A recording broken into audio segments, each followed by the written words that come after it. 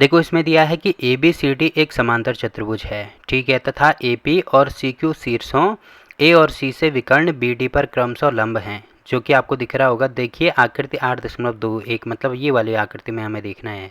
सबसे पहले तो हमें दिख रहा होगा कि ए बी सी डी एक समांतर चतुर्भुज है। अब देखो समांतर चतुर्भुज में क्या होता है कि आमने सामने की भुजाएं बराबर भी होती हैं और साथ में समांतर भी होती हैं। तो ये भुजा इसके बराबर होगी, साथ में समांतर भी होगी। वैसे ही ये वाली भुजा इसके बराबर होगी और साथ में ये दोनों भुजाएं भी आपस में समांतर होंगी। पहली चीज़ तो इसमें ये आपको ध्यान रखनी है। उसके बाद ये दिया है कि तथा ए पी और सी क्यू। देखो ए पी कौन सा है, ए और पी मतलब इस वाली भुजा की बात हो रही है, और सी क्यू मतलब इस वाली भुजा की बात हो रही है। वो शीर्षों ए और सी से, देखो शीर्ष कौन कौन से है, जहाँ पे दो रेखाएं आपस में मिलती हैं वहाँ पे उसको कहते हैं शीर्ष। तो शीर्षों आपको दिख रहा होगा, पहला शीर्ष ए है, दूसरा शीर्ष सी है। इससे विकर्ण बी डी, देखो विकर्ण बी डी कौन सा है, इस पर लंब है, मतलब यहाँ पे इस वाले विकर्ण पे आपको दिख रहा होगा कि 90 का कोण बन रहा है, इसीलिए यहाँ पे लंब हम कह सकते हैं, ठीक है। अब देखो हमें दर्शाना क्या है कि यहाँ पे दिया है, दर्शाइए कि पहला पार्ट ये दिया है कि त्रिभुज ए पी बी। देखो कौन सा है, ए पी बी मतलब ये वाला त्रिभुज। अगर मैं इसको यहाँ पे कलर करके दिखाऊं आपको, तो ये पीले वाले त्रिभुज की बात हो रही है, ठीक है, इस वाले त्रिभुज की बात हो रही है। पहला त्रिभुज तो ये हमें दिया है। और दूसरा कौन सा है, सी क्यू डी। देखो सी क्यू डी कौन सा है, सी क्यू डी मतलब ये वाला त्रिभुज। दूसरा इस वाले त्रिभुज की बात हो रही है, जो कि आपको यहाँ पे दिख रहा होगा। तो इन दोनों को हमें सर्वांग सम प्रूव करके दिखाना है। तो कैसे प्रूव करेंगे, देखो सबसे पहले तो यहाँ पे जो चीज़ हमें दी है वो चीज़ हमें लिखनी होंगी। तो सबसे पहले हमें क्वेश्चन में ये दिया है कि ए बी सी डी एक समांतर चतुर्भुज है, जो कि हमने यहाँ पे लिख दिया।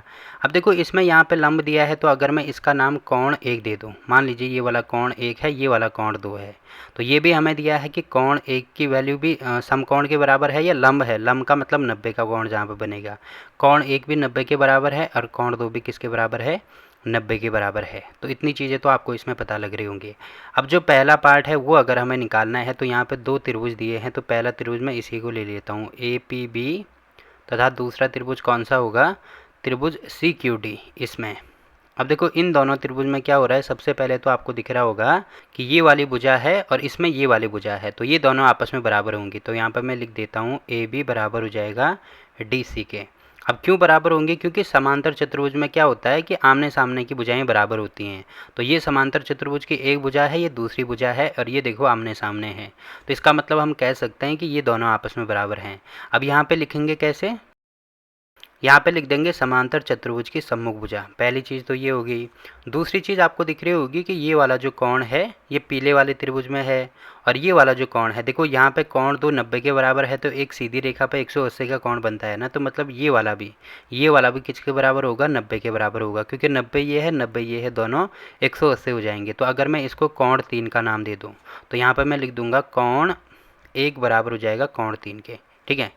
तो इसको मैं अलग से यहाँ पे बना देता हूँ, एक सेकेंड है। कोण 1 बराबर हो जाएगा कोण 3 के। अब क्यों बराबर होगा, क्योंकि 90 के बराबर दोनों है, तो यहाँ पे लिखेंगे 90 का बराबर। अब ये कहाँ से लिखा है हमने, ये हमें प्रश्न में दिया है, तो यहाँ पे लिख देंगे दिया है। अब देखो तीसरी चीज़ आपको यहाँ पे दिख रही होगी कि ये वाली भुजा इसके समांतर है। देखो इतनी चीज़ें तो आपको समझ में आ रही होंगी। अब इसको मैं यहाँ से मिटा रहा हूँ, ये सारी चीज़ें मैं यहाँ से मिटा रहा हूँ, ठीक है। तो अब आपको ये समझ में आ रहा है, देखो ये वाली भुजा इसके बराबर है, साथ में ये वाली भुजा इसके समांतर भी तो होगी, इसके समांतर। और जहाँ पे दो भुजाएं आपस में समांतर होती हैं, इसका मतलब यहाँ पे हम कह सकते हैं कि यहाँ पे इस प्रकार का एक जेड बनेगा, जो कि आपको दिख रहा होगा, इस प्रकार से जेड बनेगा, ठीक है।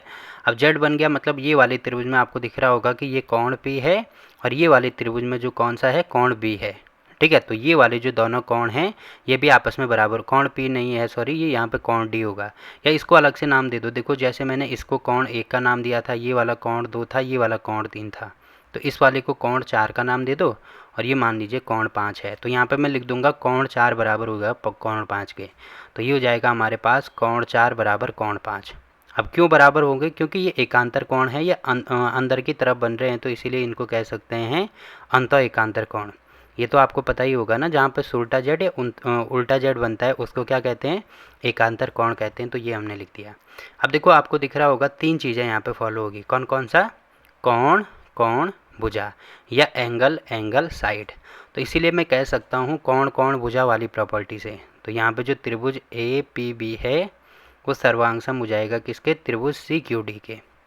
अब सर्वांग कहाँ से हो गया, ये वाली प्रॉपर्टी इसमें लगी एंगल एंगल साइड वाली या कोण कोण भुजा वाली, तो इससे हमने इसको सर्वांग सम प्रूव करके दिखा दिया। यही चीज़ हमें करनी थी ना, पहली चीज़ देखो यहाँ पे हमने कंप्लीट कर दी।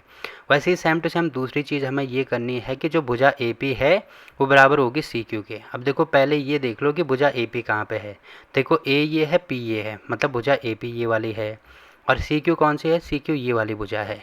तो आपको दिख रहा होगा कि ये इस वाली त्रिभुज में आ रहा है ना, जो अभी हमने यहाँ पे ए पी बी प्रूव करके दिखाया है कि ये सर्वांगसम है, तो ये इस वाली त्रिभुज में आ रही है ये वाली भुजा, और ये दूसरे वाली त्रिभुज में आ रही है, मतलब त्रिभुज सी क्यू डी में आ रही है ये वाली भुजा। तो अभी अभी हमने ये प्रूव करके दिखाया ना कि ये दोनों आपस में क्या है, सर्वांगसम है।